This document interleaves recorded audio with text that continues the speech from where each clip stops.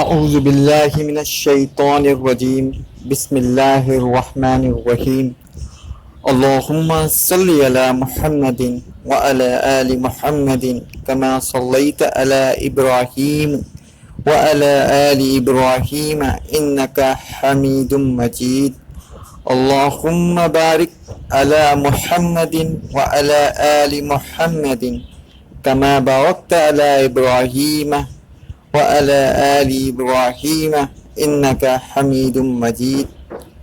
پیارے دوستوں، سیرت رسول کریم یا سیرت النبی صلی اللہ علیہ وآلہ وسلم کا آج دوسرا لیکچر ہے۔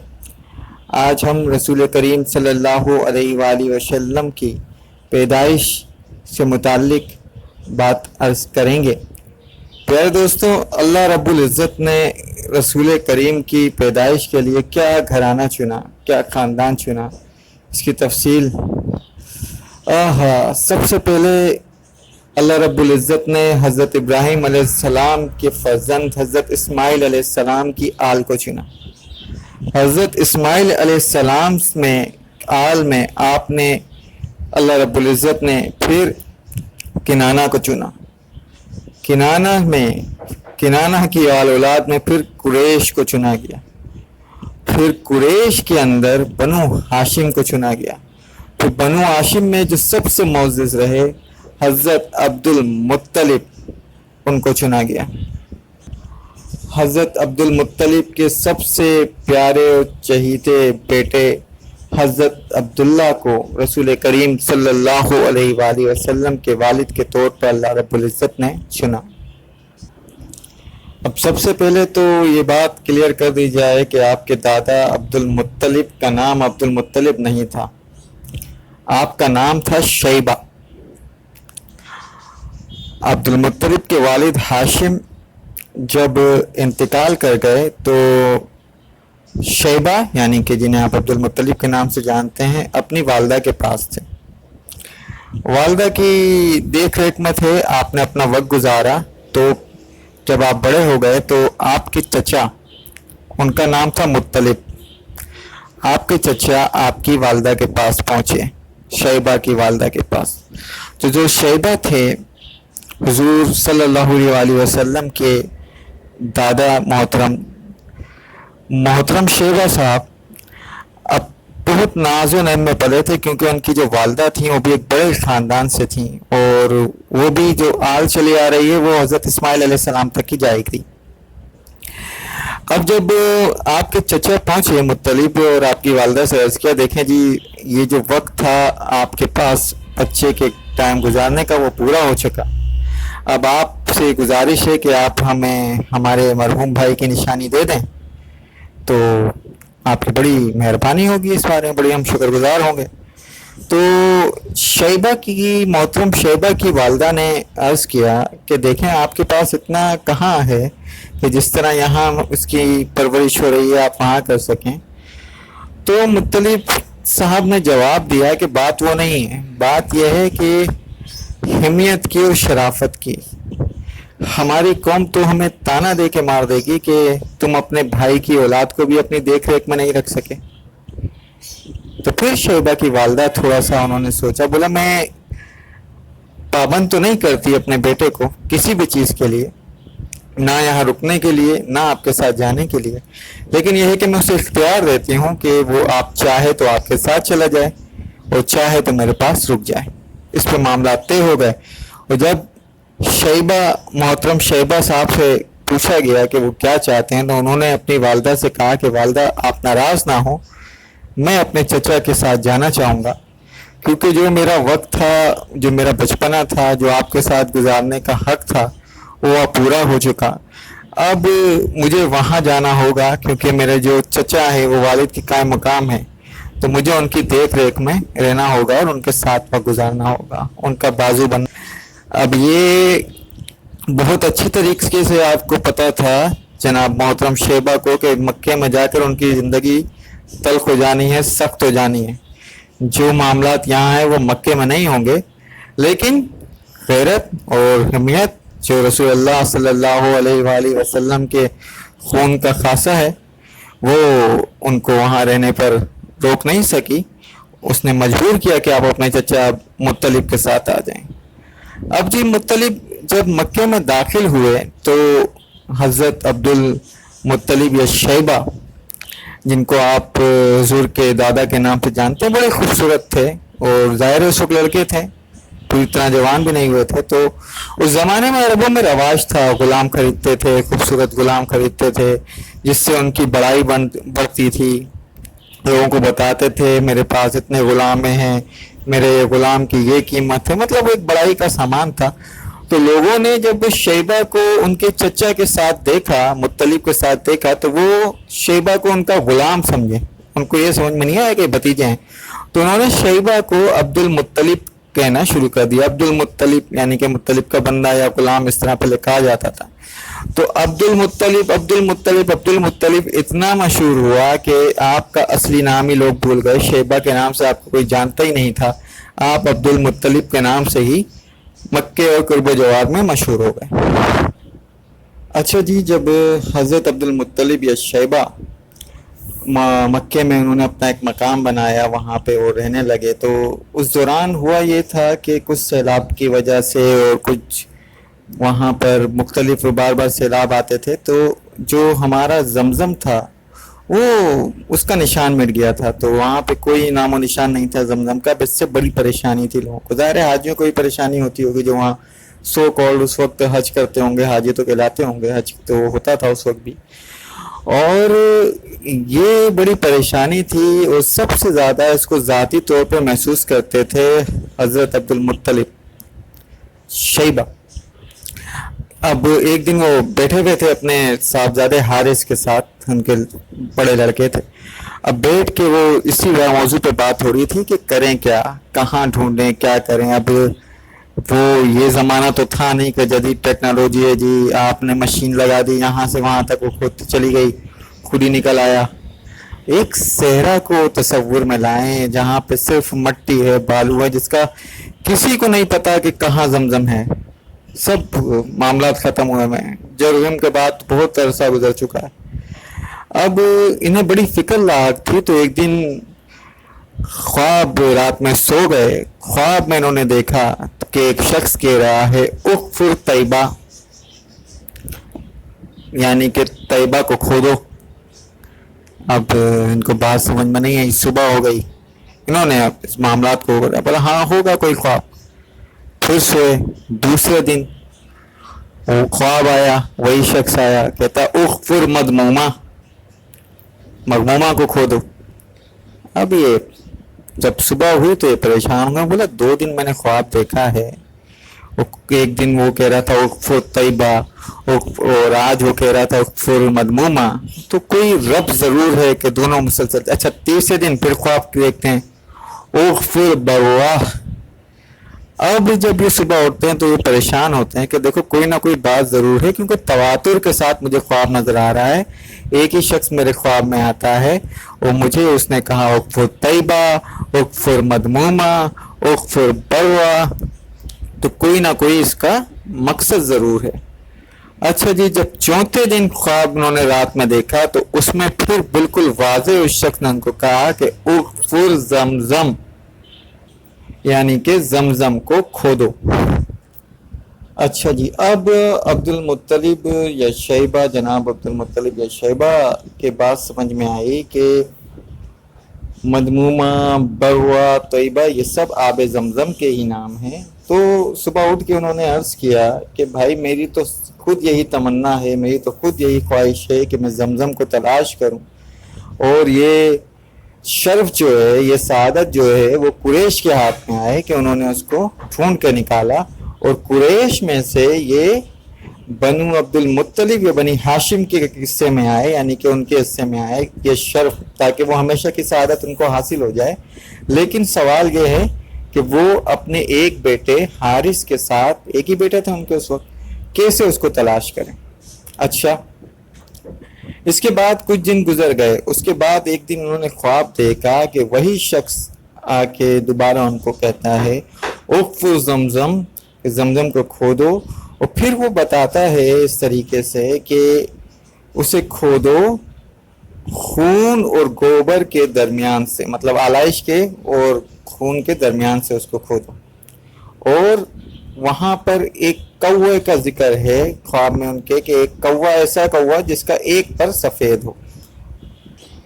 اچھا، ایسا کوا جو صبح جہاں ٹونگے مار رہا ہو، مطلب چونچ مار رہا ہو اس جگہ کو کھودو، وہاں تمہیں ایک چونٹیوں کی بستی بھی نظر آئے گی، جو چونٹیوں کے وہ ہوتی ہے بڑی سی، وہ اپنا بناتی ہیں بل، اس میں پوری بستی ان کی آباد ہوتی ہے، وہ بھی نظر آئے گی۔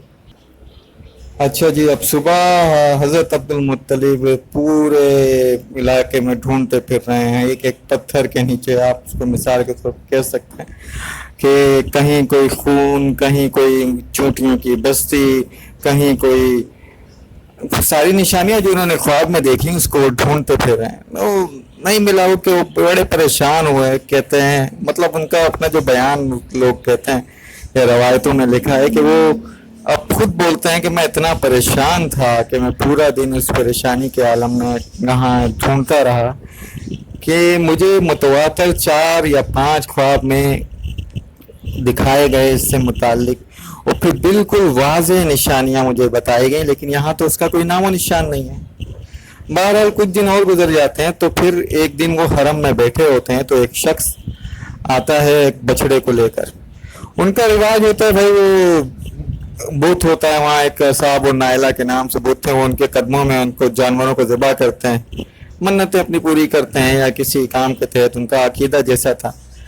اب وہ ذبح کر رہے ہوتے ہیں اس کو، بچڑے کو، جب بچڑے کو ذبح کرتے ہیں تو خون وہاں بھیج جاتا ہے، تو پھر وہ خون جو بچڑا جو ہوتا ہے، جب تھوڑی جان باقی ہوتی ہے بچڑے میں، وہ اٹھ کے بھاگ جاتا ہے، اٹھ کے بھاگتا ہے، تھوڑی دور آ کے وہ گر جاتا ہے۔ اب گر جاتا ہے، پھر وہ وہاں پہ اس کو پکڑ لیتے ہیں اور کاٹتے وغیرہ ہیں، اس کی آنتیں نکالتے ہیں، علائشیں نکالتے ہیں، الگ نکالتے ہیں، گوشت نکالتے ہیں۔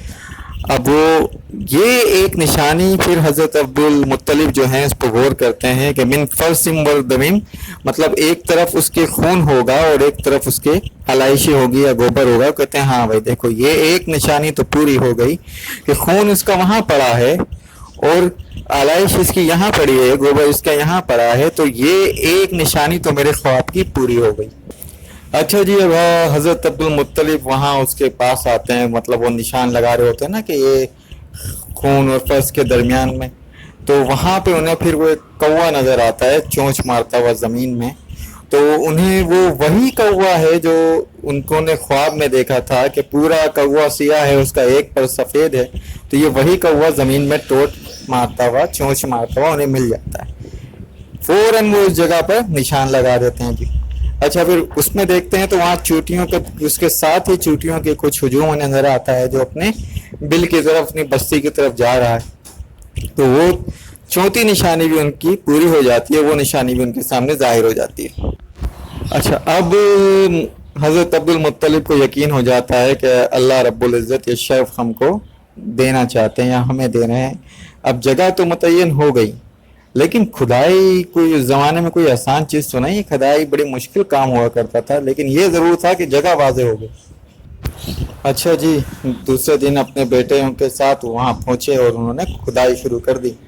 اب جب کھدائی شروع کی حضرت عبد المطلب نے، تو قریش اکٹھا ہو گئے، انہوں نے کہا یہ کام ہم تمہیں اکیلے تو کرنے نہیں دیں گے، اتنا بڑا شرف تم اکیلے حاصل کر لو کہ زمزم کی کھدائی، زمزم اگر مل جاتا ہے تو یہ شرف و سعادت تو ہمیشہ کے لیے تمہاری ہو گئی، یہاں تک کہ وہ قتال کے لیے بھی تیار ہو گئے۔ تو حضرت عبد المطلب نے اپنے بیٹوں سے کہا کہ تم ان کو ذرا روک کے رکھو، مطلب باتوں میں الجھاؤ یا ان سے الجھے رہو، اتنی دیر میں کھدائی کرتا ہوں، کیونکہ جگہ تو متعین ہو گئی ہے، تھوڑی سی محنت سے ہم اس کو حاصل کر لیں گے۔ بہرحال وہاں تکرار چلتی رہی اور یہاں جناب عبد المطلب اپنے کام میں لگے رہے، انہوں نے کھودنا جاری رکھا۔ تھوڑی دیر بعد کھدائی کے دوران جب ان کو پانی کے آثار نظر آنا شروع ہوئے تو انہوں نے اللہ اکبر کا نعرہ لگایا۔ میرے جملے پہ غور کریں، اللہ اکبر کا نعرہ لگایا، حالانکہ اس وقت اللہ کو تو مانتے تھے، اس میں کوئی شک نہیں، لیکن یہ اللہ اکبر کا نعرہ وہاں لگایا نہیں جاتا تھا، یہ وہاں کی روایت نہیں تھی، تو نعرہ اللہ اکبر کا بلند کیا جناب عبد الطالب شیبہ نے، جو رسول کریم صلی اللہ علیہ وآلہ وسلم کے دادا ہیں۔ اس زمانے تک حضور کی پیدائش بھی نہیں ہوئی ہے، یہ بہت پہلے کی بات میں آپ سے عرض کر رہا ہوں۔ اب دیکھیں یہ کتنی بڑی بات ہے کہ حضرت عبد المطلب جو ہیں وہ اپنے بیٹوں کو مطلب ان کی جان دینے، کیونکہ جھگڑا تو تیار تھا نا، جھگڑا تو وہاں ہونے کو تھا، جان دینے کے لیے بھی تیار ہیں زمزم کے کنویں کے لیے، زمزم کو وہ کرنے کے لیے۔ تو یہ کیا اتفاق ہے؟ یہ اتفاق بالکل نہیں ہے پیارے بھائی۔ رسول کریم صلی اللہ علیہ وآلہ وسلم کے دادا اسی شرف کو حاصل کرنا چاہ رہے ہیں جو حضرت اسماعیل علیہ السلام کے قدموں کے نیچے سے اللہ رب العزت نے جاری کروایا تھا۔ اور یہ زمزم بھی کیونکہ تمام عالم میں جاتا ہے، یہ زمزم تمام دنیا میں جاتا ہے، پوری دنیا سے حاجی آتے ہیں، بیت اللہ کی زیارت کرتے ہیں، طواف کرتے ہیں اور زمزم کا پانی اپنے ساتھ لے کے جاتے ہیں۔ اسی طرح حضرت اسماعیل علیہ السلام کے ہی فرزندوں میں رسول کریم صلی اللہ علیہ وآلہ وسلم ہیں، ان کا پیغام حق بھی پورے عالم میں جانا تھا، اسی لیے آپ بھی اسی سمجھ لیجئے کہ پرویا جا رہا ہے موتیوں کی طرح ان تمام واقعات کو رسول کریم صلی اللہ علیہ وآلہ وسلم کی پیدائش کے۔ اگر آپ تھوڑا سا غور کریں تو یہ چیز آپ کو واضح ہوگی کہ کیوں ایک جنون کی سی کیفیت تعریف کر دی گئی حضرت عبد المطلب کے ذہن میں کہ زمزم کی کھدائی کرنی ہے، زمزم کو حاصل کرنا ہے۔ اچھا جی، جب نعرہ بلند کیا حضرت عبد المطلب نے تو اب قریش شکنہ ہوئے کہ بھائی کیا ہو گیا، تو کہا کہ تو میں نے ڈھونڈ لیا۔ تو قریش نے کہا نہیں، ایسے تو ہم یہ شرط تمہیں نہیں دیں گے، کیونکہ بات یہ ہے کہ یہ تو ہمیشہ کی سعادت تمہارے پاس چلی جائے گی، یہ شرط ہم تمہیں اکیلے نہیں لینے دیں گے، یا تو تم ہمیں اس پہ شامل کرو۔ باہم گفت و شنید میں فیصلہ یہ طرح پایا کہ اس کا کوئی فیصلہ کروا لیا جائے، جیسے جرگے میں فیصلہ ہوتا ہے۔ تو اس زمانے میں ایک عورت تھی کاہنہ، جس پر اتفاق ہوا کہ اس سے فیصلہ کروا لیتے ہیں۔ اب یہ کاہن کون ہوتے تھے؟ کاہن ہوتے تھے جسے آج کل آپ جوگی وغیرہ دیکھتے ہیں نا، یہ بڑی عبادت اور ریاضت سے کر کے، اور ان کے پاس معاملات یہ ہوتے تھے کہ جنوں کے ذریعے یہ خبریں وغیرہ لاتے تھے ان کے پاس، تو بڑا ان کا اثر و رسوخ ہوا کرتا تھا، بڑی اہمیت ہوا کرتی تھی، مرد بھی ہوتے تھے عورت بھی ہوتی تھی۔ تو جس پر اعتقاد تھا قریش کا، وہ ایک کاہنہ عورت تھی، لیکن یہ رہتی مدینے میں تھی۔ تو مدینے جا کر اس سے فیصلہ کروانے کو اب دونوں گروپ راضی ہو گئے۔ ٹھیک ہے جی، اب فیصلہ کرانے کے لیے اس کائنات بنی سعد کی کائنہ کے پاس یہ سب دونوں فریق قریش کے روسا اور جناب حضرت عبد المطلب کے ساتھ مدینہ پہنچے۔ اب جب مدینے پہنچے تو پتہ چلا وہ کائنہ جو ہے وہ تو خیبر گئی بھی ہے۔ ویسے اتنا آسان نہیں ہوتا تھا، مکے سے مدینے تک کا جو سفر تھا اس میں اگر آپ اونٹوں پہ جاتے تھے تو 8 سے 10 دن لگتے تھے اس زمانے میں، لیکن یہی سفر 2 مہینے کا بھی ہو جایا کرتا تھا، کیونکہ جو بیچ میں ایک جو علاقہ تھا وہاں سے پہاڑوں سے پانی آتا تھا، سیل آتی تھی یا سیلاب جسے کہتے ہیں وہ آتا تھا۔ اب جب تک وہ پانی نہیں اترتا تھا، لوگ ادھر والے ادھر بیٹھے ہیں، ادھر والے ادھر بیٹھے، ان کو بیٹھے رہنا پڑتا تھا جب تک وہ پانی کم نہ ہو جائے۔ تو مکے سے مدینے سفر میں 2 مہینے بھی لگ جایا کرتے تھے، مہینہ 1.5 مہینہ بھی ہوتا تھا، کیونکہ یہ اکثر ہو جاتا تھا، وہاں بارش ہوتی تھی اور پانی آ جاتا تھا، لیکن نارمل حالات میں 8-10 دن تو لگا ہی کرتے تھے۔ بہرحال اب یہ مدینے سے پھر خیبر کو روانہ ہوئے۔ اب رستے میں ہوا یہ کہ ان کا پانی وغیرہ ختم ہو گیا، اور جس طریقے سے جس ساسے سے جانا تھا یہ تھوڑا اس طرف نکل آئے کہ وہاں پانی کا دور دور تک نام و نشان نہیں۔ اب حالت یہ ہو گئی کہ جان لبوں پہ آ گئی، تقریباً مرنے والے ہو گئے۔ تو یہاں تک ان میں مشورہ بھی ہوا کہ بھائی جو لوگ ابھی زیادہ وہ ہیں وہ قبریں وغیرہ اپنا تیار کر لیں، کیونکہ مرنا تو ہے، ابھی زیادہ لوگ ہیں تو تیار کر لیں گے تاکہ وہ جو پہلے مر جائیں ان کو دفنا دیا جائے کسی نہ کسی صورت، ورنہ ایسی لاشوں کی بے حرمتی ہوگی۔ اس صورتحال میں جہاں عبد المطلب صاحب کا اونٹ بیٹھا تھا، انہوں نے جب اس اونٹ کو اٹھایا تو اتفاق سے اس جگہ کے نیچے پانی نکل آیا۔ پانی کے آثار نظر آئے، جگہ گیلی محسوس ہوئی، کھودا تو پانی آ گیا۔ اب یہ چیز تو اس کے باوجود بھی ان کو قریش کو عقل نہیں آئی، وہ پہنچے کاہنہ کے پاس۔ جب کاہنہ کے پاس پہنچے، وہاں رستے کی روادات اس نے پوچھی تو بتایا کہ بھائی ایک تو یہ مرحلہ ہو گیا تھا کہ ہم مرنے ہی والے تھے، اور پھر وہ واقعہ بھی بتایا کہ عبد المطلب کے اونٹ کے نیچے سے جہاں وہ بیٹھا تھا وہاں سے پانی برآمد ہوا، تو کائنہ نے کہا کہ اب تم مجھ سے کس بات کا فیصلہ کرانا چاہتے ہو؟ فیصلہ تو بالکل واضح ہے بھائی، پانی ڈھونڈا، زمزم ڈھونڈا عبد المطلب نے، اور پھر یہاں جب تم آنے لگے تمہاری جان لبوں پہ آ گئی تو اس وقت بھی تمہیں پانی جو ملا تو وہ تو عبد المطلب کے اونٹ کے پاس سے ملا، انہی کے ذریعے ملا۔ تو یہ بات تو روز روشن کی طرح آیا ہے کہ سقایا زمزم تو ہمیشہ اب عبد المطلب کے پاس ہی رہے گا، یہ انہی کی سعادت ہے، انہی کی سیادت ہے۔ یہ فیصلہ بالکل کائنہ نے ان کے سامنے دہرا دیا۔ تو اس طرح خاندان عبد المطلب کے ہمیشہ کے لیے سعادت و سیادت حاصل ہو گئی کہ سقایا زمزم یعنی کہ زمزم کا پلانا ان کے خاندان کے لیے ہی ٹھہر گیا۔ اچھا جی، حضرت عبد المطلب نے ایک منت مانگی تھی کہ اگر اللہ نے انہیں 10 بیٹے دیے اور سب اپنی عمر کو پہنچ گئے تو ان میں سے ایک بیٹے کو وہ اللہ کے نام پر قربان کر دیں گے۔ اچھا جی، اب اپنی منت پوری کرنی تھی کیونکہ اس زمانے میں اس کو بڑا اہم سمجھا جاتا تھا۔ اب حضرت عبد المطلب یا شیبہ جنہیں آپ جس نام سے متعارف ہو گئے ہوں گے، انہیں سب سے زیادہ جو محبت تھی اپنے 10 بیٹوں میں، اصل میں 11 بیٹے تھے، حارث کے بعد 10 بیٹے اور ہوئے تھے، اس وقت انہوں نے منت مانگی تھی، تو انہوں نے یہی دل میں دعا کر رہے تھے کہ بس عبداللہ کا نہ ہو، معاملات ہو، باقی کسی کو بھی ذبح کرنا پڑے۔ اب وہ گئے خانہ کعبہ، وہاں پہ ایک دستور تھا، خانہ کعبہ میں کاہن ہوا کرتا تھا، اس سے جا کے انہوں نے بتایا بھائی میری ایسی ایسی منت ہے، میں نے منت مانگی تھی، اب اس منت کی روح سے 10 بیٹوں میں سے مجھے ایک کو قربان کرنا ہے 11 بیٹوں میں سے، اب آپ قرہ ڈالو، جس کا نام آئے گا میں قربان کر دوں گا اسے۔ اب اتفاق یہ کہ جب وہ قرہ ڈالا تو قرہ ڈالنے کا طریقہ یہ تھا کہ لکڑیوں پہ وہ نام لکھا کرتے تھے اور ان کو ڈال دیا کرتے تھے نیچے، تو جس کا نام ظاہر ہو جائے سمجھ لیجیے اس کے نام کا قرہ نکل آیا۔ اب جناب جب انہوں نے قرہ ڈالا، اس کائن صاحب نے قرہ ڈالا تو نام آیا حضرت عبداللہ کا جو رسول کریم صلی اللہ علیہ وآلہ وسلم کے والد ہیں۔ اب کیفیت یہ ہے کہ عبد المطلب یا شیبہ دعا یہ کر رہے تھے اللہ رب العزت سے کہ میرے کسی بھی بیٹے کا نام آ جائے عبداللہ کا نام ہے، کیونکہ وہ چھوٹے تھے، سب سے چھوٹے تھے، سب سے زیادہ محبوب تھے، سب سے زیادہ خوبصورت تھے سارے بھائیوں، لیکن اللہ کی کرنی ہوئی ایسی ہوئی کہ نام ان کا آیا۔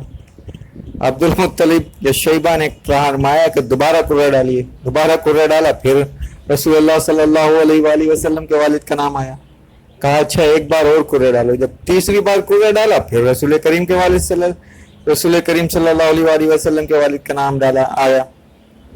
جب 3 بار قرآن اندازی میں رسول کریم صلی اللہ علیہ وآلہ وسلم کے والد کا نام آ گیا تو عبد المطلب نے کہا کہ بس اب یہی تقدیر ہے اور میں اپنی منت کو پورا کروں گا، میں بے شرم نہیں ہوں، میں بغیرت نہیں ہوں، مطلب اس طرح کے وہاں کے معاملات ہوتے نا، جو پوری نہیں کرتا تھا تو اس کے اوپر داغ لگ جاتا تھا کہ میں داغدار نہیں ہونے دوں گا اپنے نام کو اور اپنے نسب کو۔ بہرحال وہ لے کے چلے بھائی، 2 بت تھے، نائلہ اور اصحاب۔ نائلہ جو ہے وہ مروہ پہ رکھا تھا، صفا پہ رکھا ہوا تھا، نائلہ اصحاب وہاں رکھا تھا۔ اب وہ لے کے جب گئے تو حضرت عبداللہ کو لے کے چلے، اب وہاں جو قریش کے روسا تھے وہ انہوں نے دیکھا، انہوں نے پوچھا بھائی کہاں کو جاتے ہو؟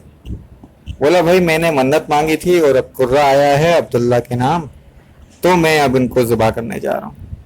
اب قریش نے کہا ایسے کیسے تم ذبح کرنے جا رہے ہو، یہ کیا بات ہوئی؟ بولا نہیں میں اپنی منت تو پوری کروں گا۔ بولا منت تو پوری کرو گے آپ، لیکن یہ بیٹا کو کون قربان کرتا ہے اپنے، ہم تمہیں اس کی اجازت نہیں دیں گے۔ اب وہاں عبد المطلب یا شیبہ تھے، وہ بھی ماننے کو تیار نہیں، وہاں قریش یہ بول رہے ہیں کہ ہم ایسا نہیں ہونے دیں گے۔ حالانکہ قریش کو کیا تھا، ان کا تو سمجھ لیجئے ان کے ہاتھ سے تو آب زمزم کی سعادت چلی گئی تھی، بظاہر تو ان کو چھوڑ دینا چاہیے تھا کہ چلو ایک نقصان ہی ہو رہا ہے ان کو، لیکن وہ ایک معاملات دوسرے ہوا کرتے تھے اس زمانے میں۔ اچھا جی، تو پھر بہم پہ یہ پایا کہ اسی کاہنہ کے پاس جا کر اس معاملے کا حل پیش کیا جائے۔ اس پہ عبد المطلب یا شیبہ جو تھے وہ راضی ہو گئے۔ اب کہے بھائی فیصلہ کرانے دوبارہ اتنی دور اس کے پاس، تو کاہنہ نے کہا اچھا بھائی یہ بتاؤ سننے کے بعد پورا معاملہ کہ آپ لوگوں میں جو ایک آدمی جب قتل ہو جاتا ہے تو اس کی دیت کتنی ہے، یعنی کہ خون بہا کتنا ہے؟ تو کہتے ہیں بھائی 10 اونٹ۔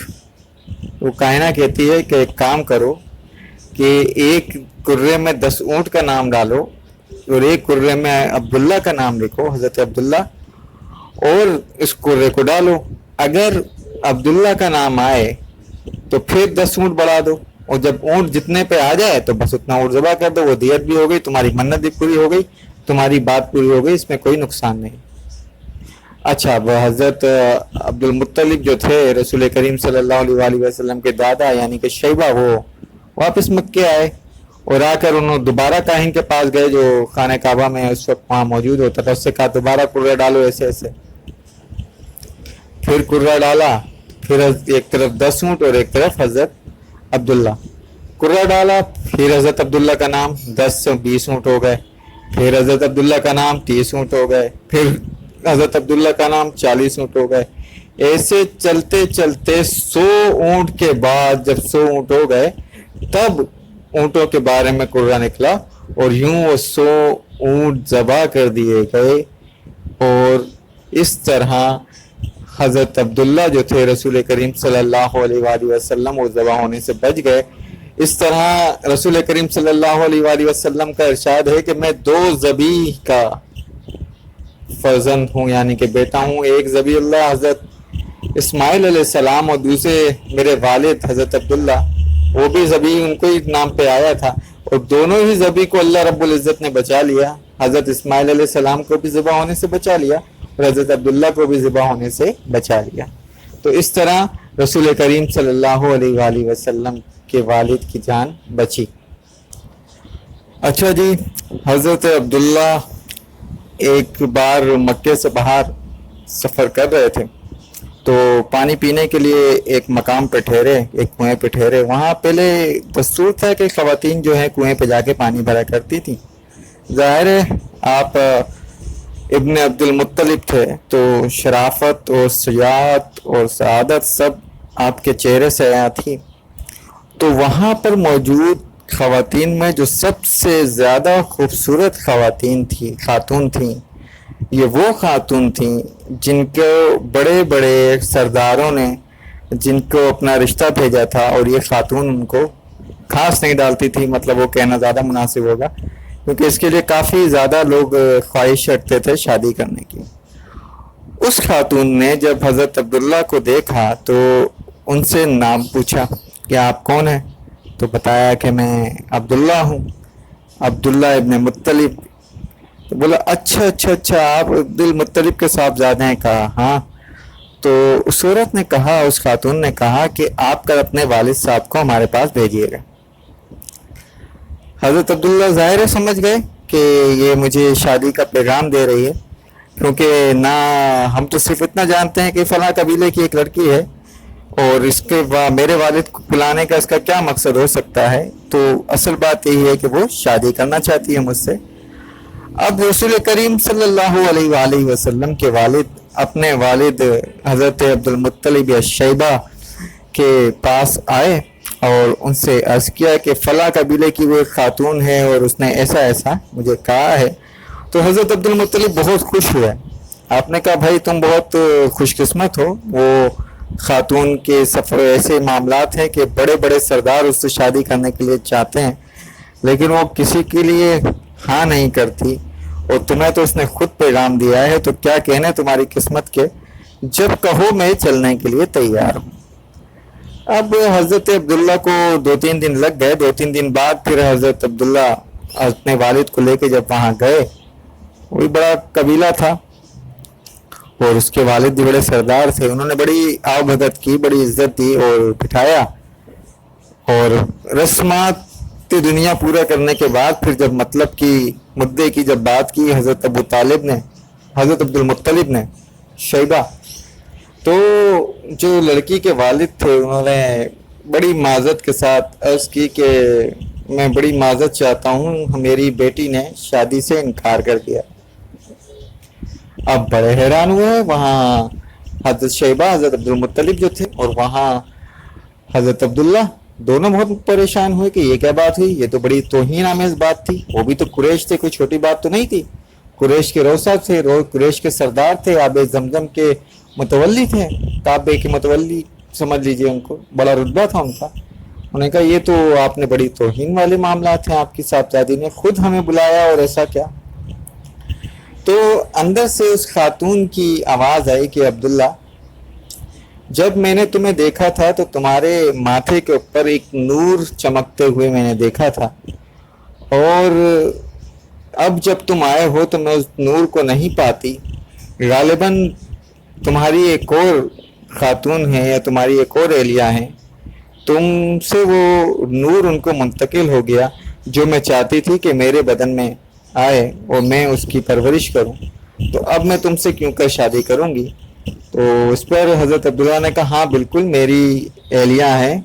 हज़रत आमना आपकी एलिया थी, रसूल करीम सल्लल्लाहु अलैहि वसल्लम की वालदा। अच्छा जी, जो शादी हुई हज़रत अब्दुल्ला की हज़रत आमना से, तो हज़रत आमना का जो नसब था वो भी बहुत आला था।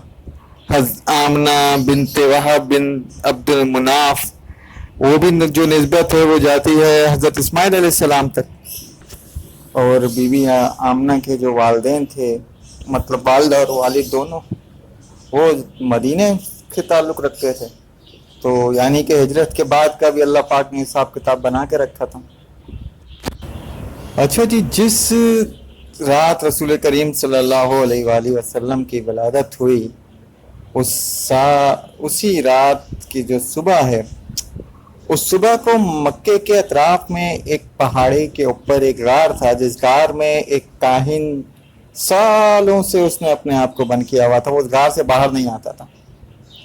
लेकिन उस सुबह में वो काहिन मक्के की वादी में उतरा, पहाड़ से उतरा, अपने गार से निकला और मक्के के गलियों में उसने दौड़ना शुरू किया कि यहाँ कोई बच्चे की विलादत हुई है, यहाँ किसी बच्चे की विलादत हुई है, ये चिल्लाता रहता हो।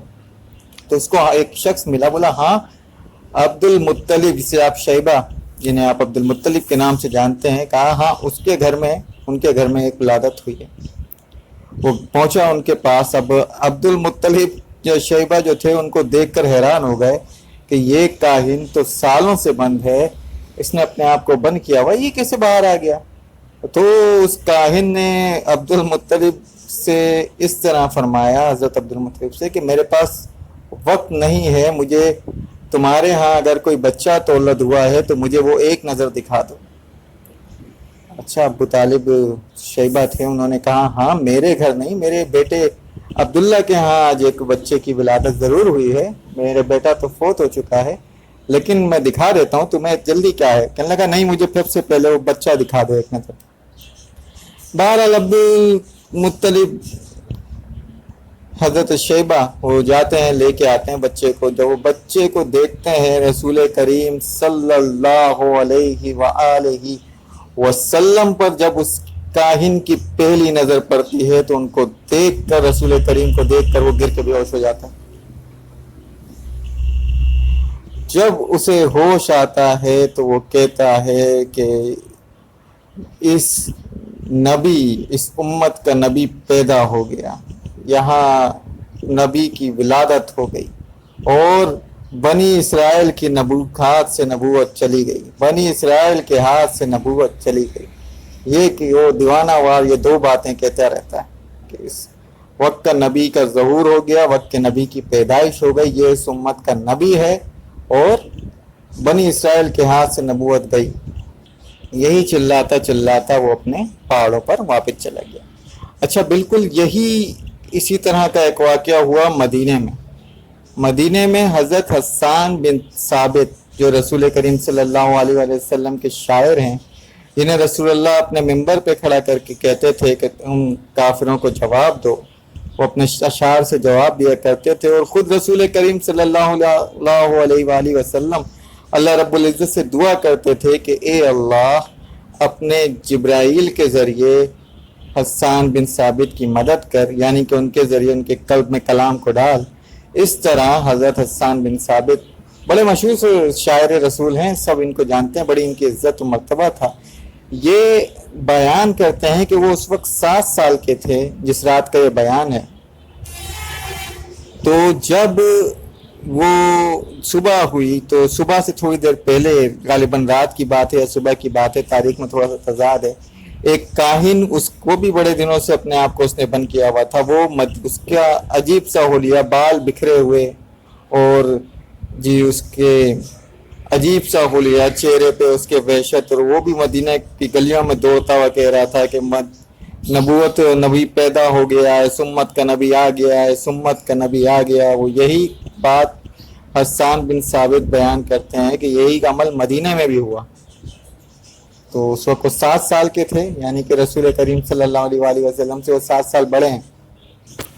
اچھا جی، اسی دن کے ایک اور واقعہ ہے کہ حضرت عبداللہ بن عمر صاحبزادے ہیں حضرت عمر رضی اللہ تعالیٰ عنہ کے، وہ بیان کرتے ہیں کہ وہ اپنے والد صاحب کے ساتھ بیٹھے تھے، تو حضرت عمر فاروق اعظم رضی اللہ تعالیٰ عنہ کے سامنے سے ایک شخص گزرا، تو اس سے مخاطب ہو کر حضرت عمر نے فرمایا کہ غالباً آپ کاہن تھے کسی وقت یا کاہن ہیں؟ تو اس نے کہا نہیں، میں کاہن ضرور تھا، لیکن اب اللہ پاک نے مجھ پہ کرم کیا، مجھے ہدایت دے دی۔ تو حضرت عمر فاروق رضی اللہ تعالیٰ عنہ نے پوچھا کہ آپ کوئی عجیب واقعہ سنائیں اپنے اس دور کا جب آپ کاہن تھے؟ تو اس نے بیان کیا کہ بھائی میں کاہن تھا، میرے پاس جنوں کا آنا جانا رہتا تھا، تو ایک رات کے آخری حصے میں جن میرے پاس آئے، وہ بڑا پریشان تھا اور بڑا اس کے چہرے پہ وحشت تھی، تو میں نے اس سے پوچھا بھائی کیا ہو گیا؟ تو وہ جن کہتا ہے کہ تمہیں نہیں پتا کہ آج تو ہمارے گھروں کے کھانے نہیں بنے، ہمارے گھروں کا نظام درم برم ہے، آسمان پہ عجیب شور ہے، زمین پہ عجیب شور ہے۔ بولا ایسا کیا ہو گیا؟ بولا آج اس امت کا نبی پیدا ہو گیا، یعنی کہ رسول کریم صلی اللہ علیہ وآلہ وسلم کی ولادت باسعادت عمل میں آ گئی۔ اچھا جی، بی بی آمنہ کا بیان ہے، رسول کریم صلی اللہ علیہ وآلہ وسلم کی والدہ بتاتی ہیں کہ جب رسول کریم صلی اللہ علیہ وآلہ وسلم اپنی والدہ کے شکم میں تھے، تو حضرت آمنہ نے بی بی آمنہ نے ایک خواب دیکھا۔ خواب ان میں دیکھتی ہیں کہ ان کے بدن سے ایک نور نکلتا ہے، وہ پورے عالم میں چھا جاتا ہے، اس کی روشنی سے تمام عالم منور ہو جاتا ہے۔ آپ صبح بیدار ہوتی ہیں تو اب وہاں دستور یہ تھا کہ کاہنوں کے پاس ہی جا کر ان سے خواب بیان کرتے تھے، وہی اس کی تعبیر وغیرہ بتایا کرتے۔ تو کاہن کے پاس جا کے اپنا خواب بیان کرتی ہیں، تو وہ کاہن کہتا ہے کہ جو بچہ آپ کے شکم میں پرورش پا رہا ہے یہ بڑا سردار ہوگا، یعنی اس کا نظام پوری دنیا میں پھیل جائے گا۔ اب نظام دین، اس وقت دین کو بھی نظام ہی کہتے ہیں، اگر آپ اس کو وہ کریں گے تو مطلب دین پھیل جائے گا پوری دنیا میں، یا نظام پھیل جائے گا۔ تو بی بی آمنہ فرماتی ہیں کہ میں سوچا کرتی تھی کہ ایسا کیا نظام ہوگا جو پوری دنیا میں پھیل جائے گا، جس کا اتنا بڑی خوشخبری وہ مجھے دے رہی تھی۔ وہ جو کاہن تھا وہ کہہ رہا تھا بڑا شان والا آپ کے بیٹا ہے، جو بھی بچہ ہے وہ بڑی شان والا ہے، اس طرح کی اس نے بات کی۔ اسی طرح ایک اور واقعہ بیان کرتی ہیں کہ جب وہ رسول کریم صلی اللہ علیہ وآلہ وسلم شکم مادر میں تھے، تو وہ ایک مرتبہ کہیں سے گزر رہی تھی، تو انہیں آواز آئی ابشری ابشری یا آمنہ، اے آمنہ اے آمنہ تجھے مبارک ہو۔ اچھا جی، وہ حیران ہوئی تھوڑی سی، اور پھر وہ اور کچھ واقعہ ظہور پذیر نہیں ہوا، وہ چلی گئیں۔ کچھ عرصے بعد وہ دوبارہ انہی علاقوں سے گزری، تو پھر وہی آواز آپ کو آئی ابشری ابشری یا آمنہ تجھے مبارک ہو یا آمنہ، کہ تمہارے شکم میں جو بیٹا ہے اس کا نام احمد ہوگا۔ حضرت بی بی آمنہ بڑی حیران ہوتی ہیں کہ یہ کون سی بات ہے کہ میرے تو بھی بچے کی ولادت تک نہیں ہوئی اور اس کا نام مجھے خوشخبری دی جا رہی ہے اس کے نام کی۔ بالکل اسی طرح حضرت عبد المطلب یا شیبہ اپنے 3 ساتھیوں کے ساتھ ایک مرتبہ شام کے سفر پہ گئے۔ وہاں پر اہل یہود کے کچھ علماء آئے ہوئے تھے۔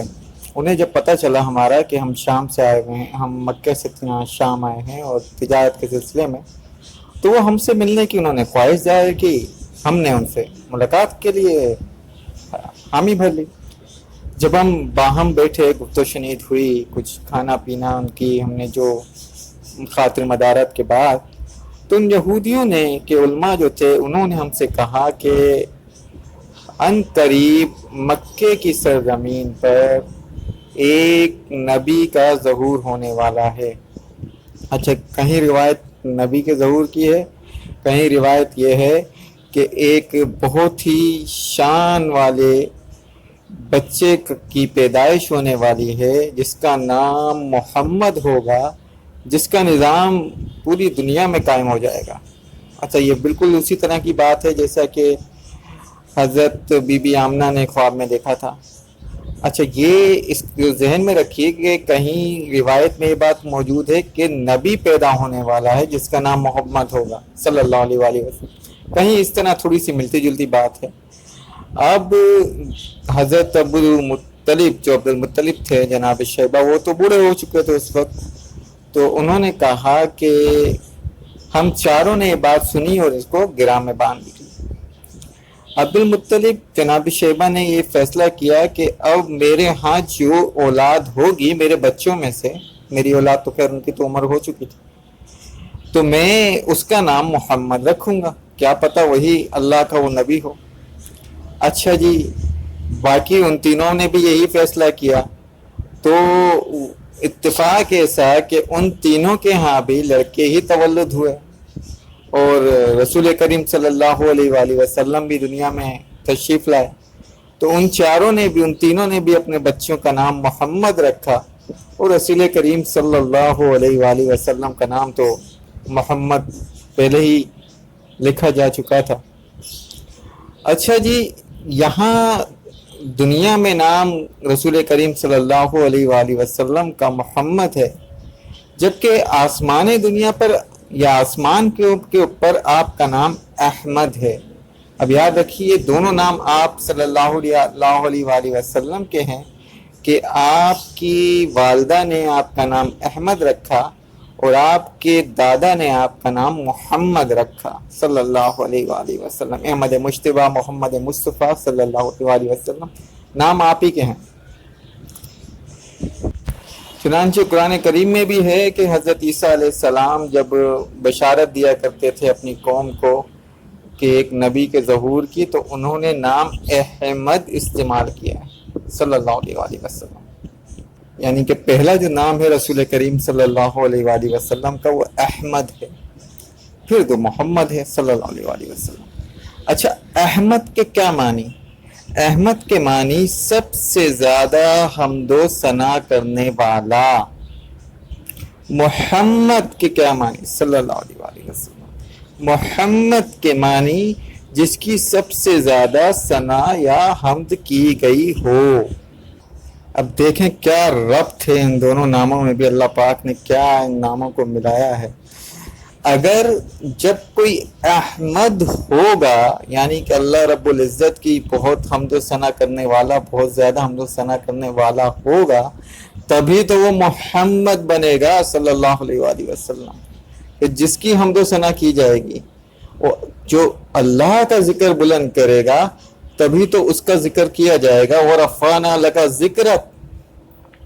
اچھا، قرآن کریم میں رسول کریم صلی اللہ علیہ وآلہ وسلم کے یہ دونوں نام موجود ہیں، احمد بھی موجود ہے صلی اللہ علیہ وآلہ وسلم، اور محمد صلی اللہ علیہ وآلہ وسلم یہ بھی موجود ہے۔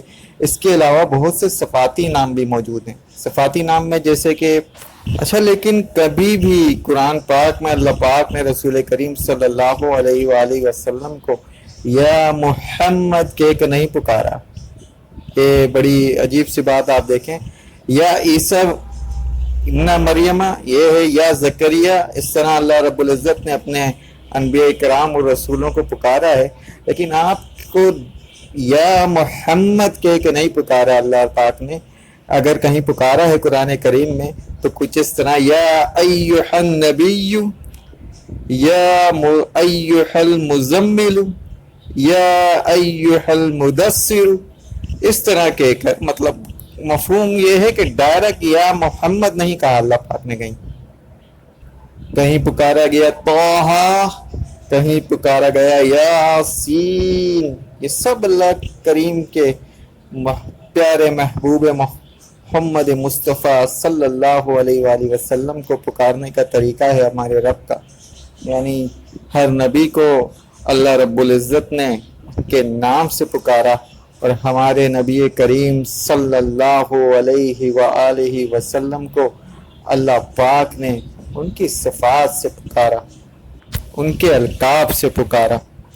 ہاں کہیں نام لینا ضروری تھا تو نام اللہ پاک نے لیا ہے، 4 مرتبہ قرآن میں اللہ پاک نے محمد اور احمد کہہ کر نام لیا گیا ہے رسول کریم صلی اللہ علیہ وآلہ وسلم کا۔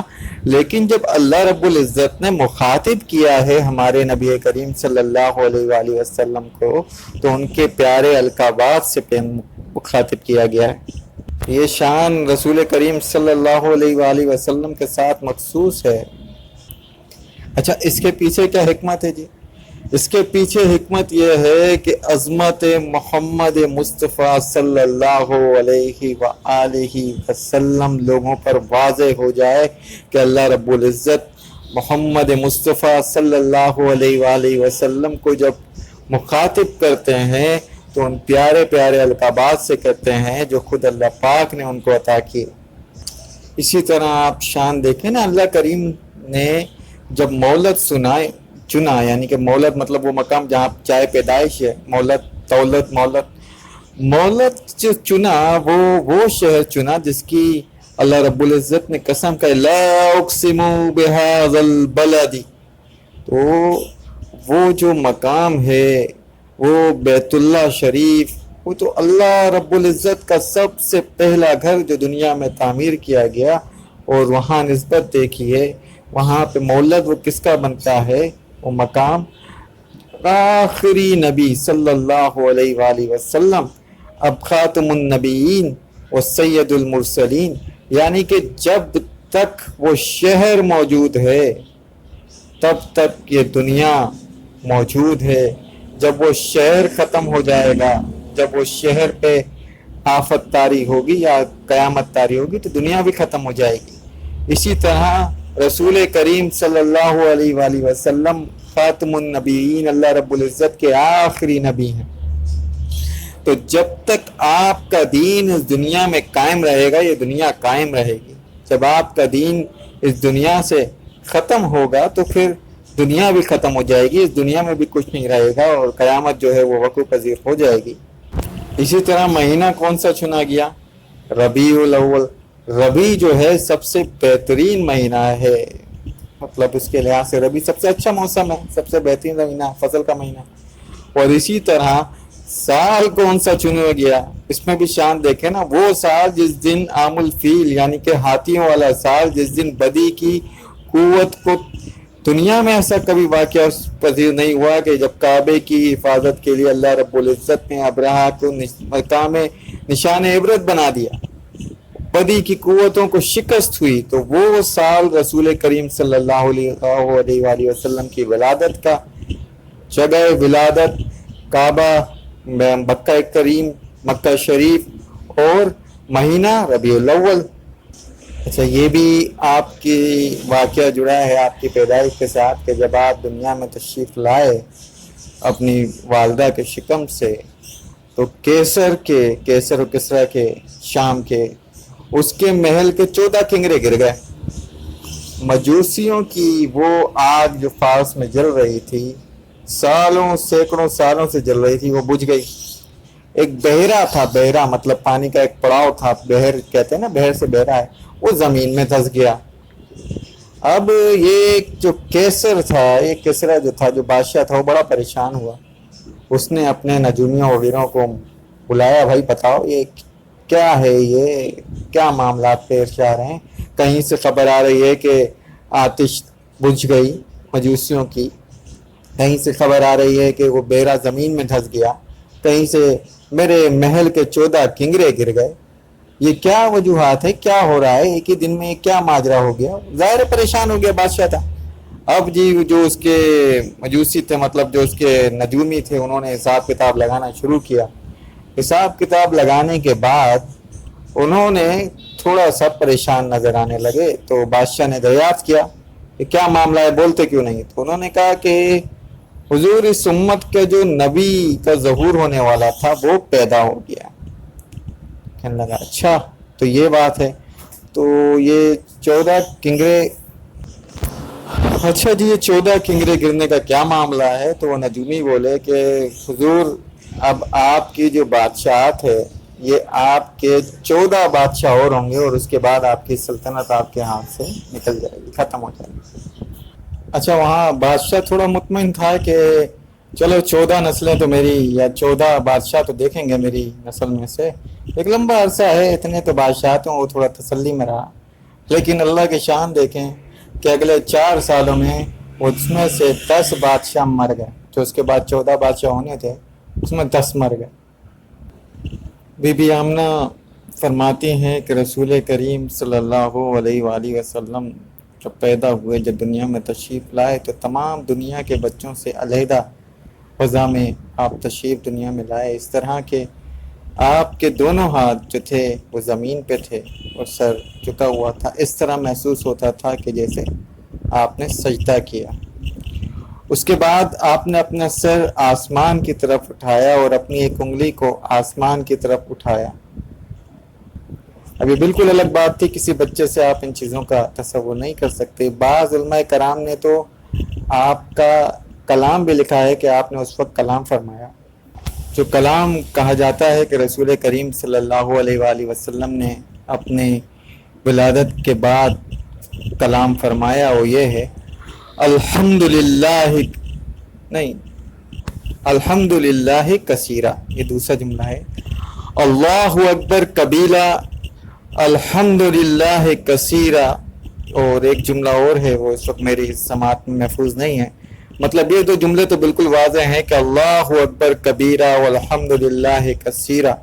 अब लोग अगर इस पर कोई ताज्जुब करे तो ताज्जुब अजीब सी बात होगी, क्योंकि लोग हज़रत ईसा अलैहिस्सलाम का बचपन में बोलना, गहवारे में गोद में बोलना, इस पर यकीन रखते हैं। जब हज़रत मूसा अलैहिस्सलाम पर तोहमत लगी तब बच्चे ने गवाही दी, तो उस पर भी यकीन रखते हैं। और जब हज़रत यूसुफ अलैहिस्सलाम पर तोहमत लगी तो भी बच्चे ने गवाही दी, तो उस पर भी यकीन रखते हैं। तो ये कोई इतनी बेयकीनी की बात नहीं है। बहरहाल उलमाए कराम ने लिखा है तो हमने उसको आप तक पहुंचा दिया। अल्लाहु अकबर कबीरा वल्हम्दुलिल्लाह कसीरा सुबहानल्लाह बुकरतन बाअसीर। ये वो जुमला है जो लिखा हुआ है किताबों में उलमाए कराम की कि आपने ये जुमला कलाम फरमाया। और उलमाए कराम ये भी लिखते हैं कि जब आप दुनिया में तशरीफ़ लाए तो आपकी खतना जो है वो हो चुकी थी। चुनांचे आपकी दुनिया में तशरीफ़ लाने के बाद आपके दादा जनाब शैबा, जिन्हें अब्दुल मुत्तलिब के नाम से लोग जानते थे, उनको कब्र दी गई। ज़ाहिर है आपके वालिद गिरामी तो आपकी पैदाइश से 6 महीने पहले ही इस तारे फ़ानी से कूच कर चुके थे। जनाब हज़रत अब्दुल मुत्तलिब उस वक्त काबे में मौजूद थे, काबे में बैठे हुए थे, तो आपको इत्तला दी गई कि अल्लाह पाक ने आपके बेटे अब्दुल्ला के घर बेटा दिया है। तो वो खुश हुए, बहुत खुश हुए जब उनको दूसरी खबर ये भी सुनाई कि ये इतनी शान वाला बच्चा है कि इसकी खतना पहले से हुई है और सना भी काटने की ज़रूरत नहीं पड़ी, वो खुद ब खुद कटी हुई है। आप ये सुनकर बहुत मसरूर हुए और बहुत तेज़ी के साथ दौड़ते हुए तकरीबन वो पहुँचे हज़रत बीबी आमना के पास। अच्छा जी, हज़रत बीबी आमना फरमाती हैं कि जब आपके शिकम मुबारक में रसूल करीम सल्लल्लाहु अलैहि वसल्लम थे तो आपको एक निदा सुनाई दी कि जब ये पैदा हों, आप रसूल करीम सल्लल्लाहु अलैहि वसल्लम आपके शिकम से दुनिया में तशरीफ़ लेके आए, तो आपने यूं कलाम करना है कि मैंने अपने बेटे को अल्लाह वाहिद, मतलब वाहिद अकेला के पनाह में दिया। ये उसका मफहूम है, ज़ाहिर जुमला तो अभी में था।